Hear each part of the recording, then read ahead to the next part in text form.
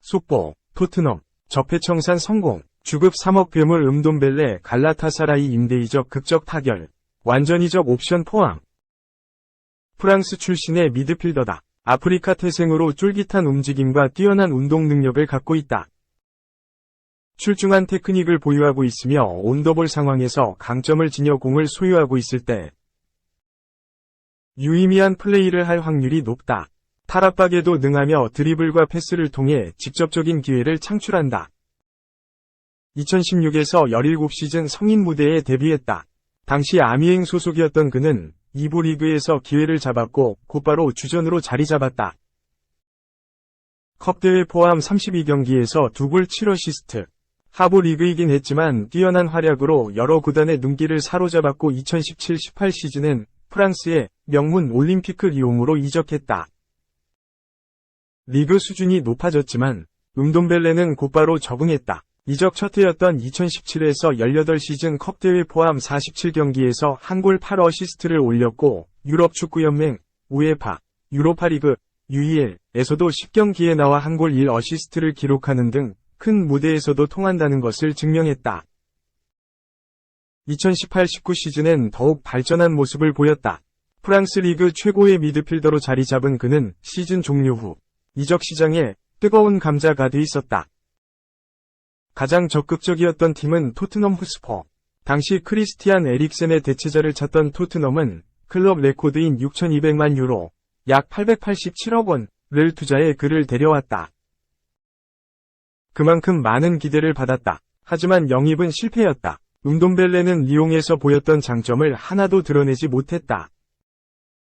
오히려 오프 더 볼 상황에서의 안일한 플레이로 인해 많은 팬들에게 질타를 받았다.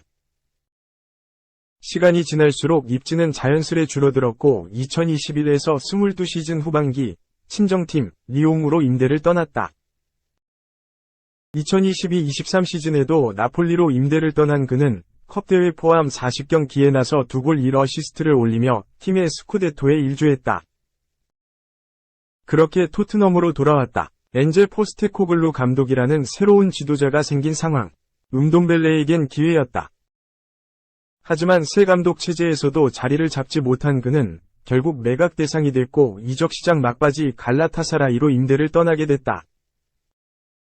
은돔벨레가 쫓기듯 팀을 떠나야만 했던 이유. 이적 시장 전문가 딘 존스가 내부 일화를 공개했다. 영국 매체 기브미 스포츠에 따르면 그는 은돔벨레의 상황은 정말 이상하다. 그는 리그 최고의 미드필더가 돼야만 했다. 하지만 그는 기회를 전혀 잡지 못했다. 나는 토트넘이 그의 매각에 절실했다는 말을 들었다. 그는 포스테코글루 감독 체제에서 새로운 기회를 잡았지만 자신의 가치를 증명하지 못했다. 새 감독은 그의 모습에 전혀 감명을 받지 못했고 은돔벨레는 팀을 떠나야만 했다. 라고 전했다.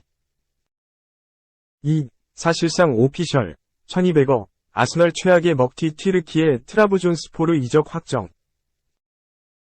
트라브존스포르는 8일 한국 시간 공식 SNS 채널을 통해 페페가 우리의 공식 유니폼을 입었다. 는 문구와 함께 비행기 안에서 트라브존스포르 유니폼을 입은 사진을 게재했다. 유럽 축구 소식에 능통한 파브리시오 로마노 기자는 페페는 트라브존스포르로 향한다. 메디컬은 금요일 아침에 예정되어 있다. 단기 계약이며 2024년 6월까지다. 라고 밝혔다. 계약은 1년의 연장 옵션 1년이 포함된 것으로 알려졌다. 페페는 프랑스에서 축구 경력을 시작했다. 앙제 SCO에서 프로 무대에 데뷔하며 경력을 쌓았다. 본격적으로 두각을 드러낸 것은 LOSC 릴 이적 이후다. 2017년 여름 릴 유니폼을 입은 페페는 이적 첫 시즌에만 13골 6도움을 올리며 리그앙 내 주목받는 선수가 됐다. 한 시즌 반짝이 아니었다. 페페는 두 번째 시즌에도 22골 11도움을 올리며 득점과 도움 모두 2위에 이름을 올렸다. 이러한 활약에 2018에서 19시즌 리그앙 공식 베스트 11에 이름을 올리기도 했다. 빅클럽들도 군침을 흘렸다. 이때부터 페페는 첼시, 바르셀로나, 리옹, 세비야, 유벤투스, 바이에른 뮌헨 등의 관심을 받았다. 하지만 페페의 선택은 프리미어리그, PL, 아스널이었다. 당시 아스널은 무려 7,200만 파운드, 약 1,200억 원, 미 클럽 레코드를 지불하며 페페를 품었다.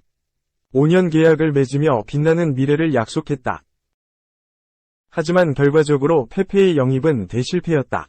페페는 이적 이후 기대 이하의 퍼포먼스를 보여줬다.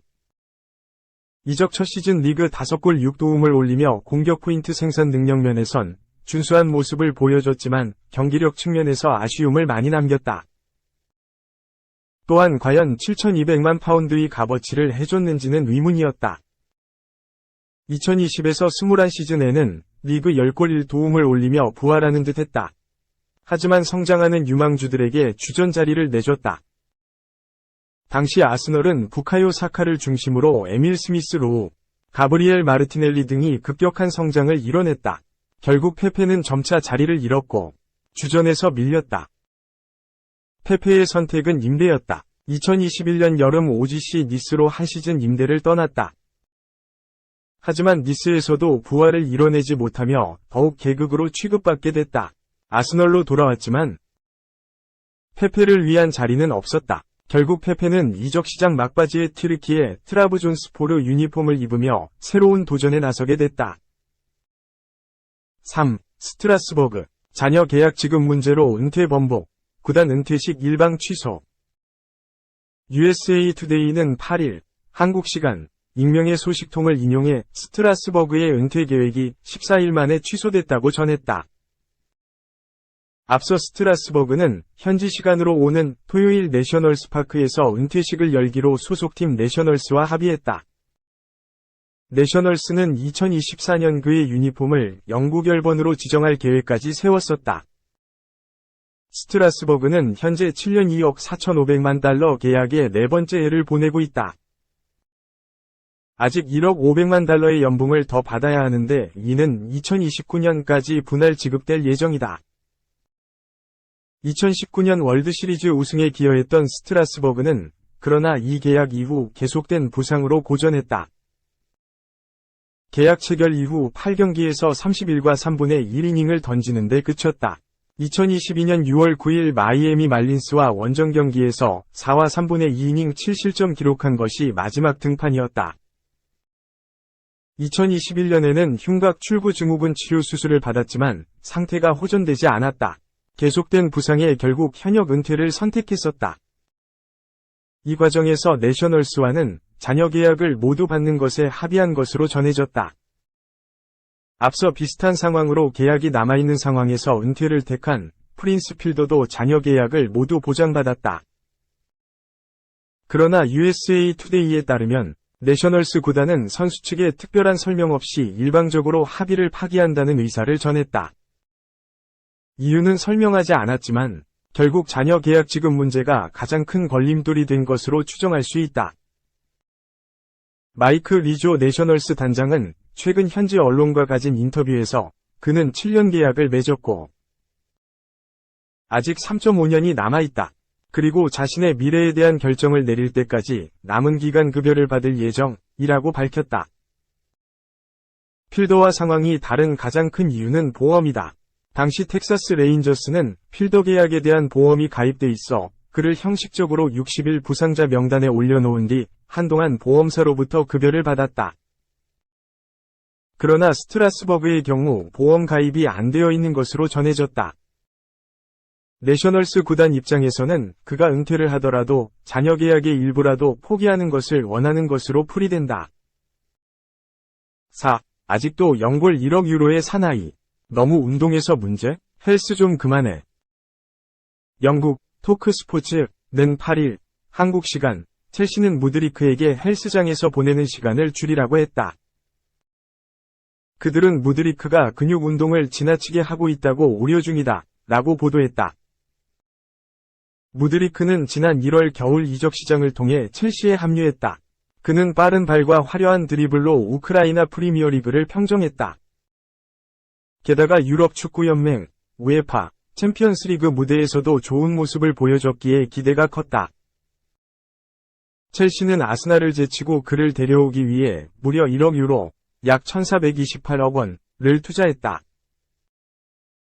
기대는 보기 좋게 빗나갔다. 무드리크는 지난 시즌 후반기부터 첼시 유니폼을 입고 20경기에 출전했지만 아직도 데뷔골을 기록하지 못했다. 90분을 모두 소화한 적도 단 한 번밖에 없으며 선발 출전 횟수도 8차례뿐이다. 무드리크는 새로 부임한 마우리시오 포체티노 감독 밑에서도 자리를 잡지 못하고 있다. 그는 프리시즌에서 골맛을 보기도 했지만 가벼운 종아리 부상까지 겹치며 3경기에 교체 출전하는데 그쳤다. 출전 시간도 67분밖에 되지 않았다. 무드리크는 가장 최근 경기인 노팅엄전에서도 무기력했다.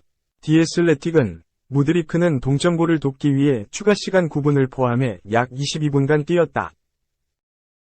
하지만 그의 경기력은 그가 지금 얼마나 길을 잃은 것처럼 보이는지 강조했다. 라며 무드리크는 슛 1회, 패스 성공 4회, 7회 시도, 크로스 4회 시도를 기록했다. 심지어 노팅엄 선수들은 그에게 한 번도 반칙을 저지르지 않으며 편안하게 막았다. 지금 당장 무드리크는 막을 걱정을 해야 할 선수가 아니다. 라고 비판했다. 요제프 사보 우크라이나 대표팀 전 감독의 이야기대로였다. 그는 지난 4월 무드리크는 오직 미친 속도 때문에 첼시에 영입됐을 뿐이다. 그가 경기에 뛰기를 바라지만 잉글랜드 무대는 다르다. 라며 그곳에서는 무드리크가 공을 잡지 못하게 하며 그러더라도 두 명이 빠르게 달라붙어 공간을 전혀 허용하지 않는다. 바로 그거다. 무드리크는 안 된다. 라고 쓴소리를 뱉었다. 이젠 생각지도 못한 문제까지 제기됐다. 바로 무드리크가 축구 훈련이 아니라 근육 훈련에만 너무 집중하고 있다는 것. 디 애슬레틱에 따르면 그는 구단 훈련장에서 운동을 마친 뒤에도 헬스장을 찾아 추가로 헬스 트레이닝 시간을 가진다. 소셜미디어에서도 무드리크가 개인 트레이너 디마 차포브스키와 함께 운동하는 모습을 종종 볼 수 있다. 다만 첼시는 그의 헬스 사랑이 지나치지는 않은지 걱정 중이다. 디 애슬레틱은 어떤 이들은 그가 체육관에 너무 오래 있고 심지어 클럽에서 멀리 떨어진 곳에 있는 이들을 방문하기도 한다고 믿는다. 첼시는 그에게 체육관 운동을 자제하라고 말했다. 라고 전했다. 실제로 무드리크는 축구선수 중에서도 오락부락한 근육을 자랑한다. 그는 허벅지뿐만 아니라 상체 근육도 큰 편이다. 그는 샤흐타르 도네츠크 시절부터 규칙적으로 파워리프팅을 하며 몸을 단련한 것으로 알려졌다. 이제는 축구로 증명해야 할 때다. 올 시즌 1승 1무 2패로 12위까지 처진 첼시로서는 무드리크의 몸값에 걸맞은 활약이 절실하다. 포체티노 감독도 무드리크는 젊은 선수고 많은 재능을 지녔다. 훈련에도 열심히 임하면서 자신이 활약할 준비가 됐다는 것을 보여줘야 한다. 라고 기대를 걸었다. 다만 디 애슬레틱은 개선의 여지는 분명히 많다. 문제는 그것이 실현될 수 있을까 하는 것이라며 의문을 던졌다.